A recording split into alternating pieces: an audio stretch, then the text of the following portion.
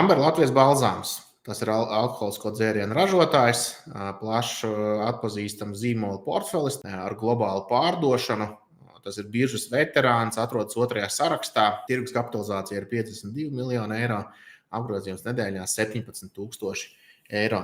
Ja skatāmies uz valuāciju, tad PI rādītājs ir 30.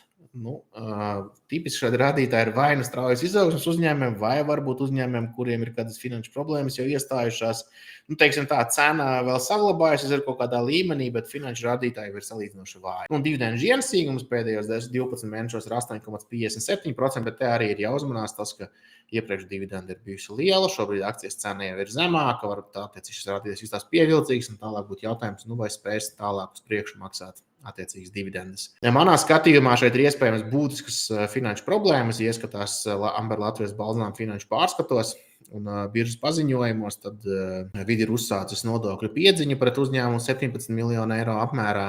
Uzņēmumu pašam brīvu līdzekļu šo nodokļu parādu sekšanai saskaņā ar pēdējiem finanšu pārskatiem nav.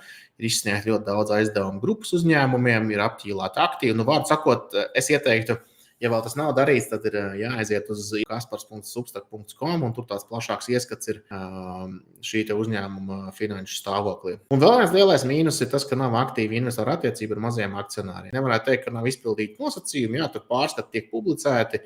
Droši vien viss, kas ir saistībā ar biržu nepieciešams, tas viss tiek publicēts, bet aktīvas komunikācijas ar maziem investoriem nav.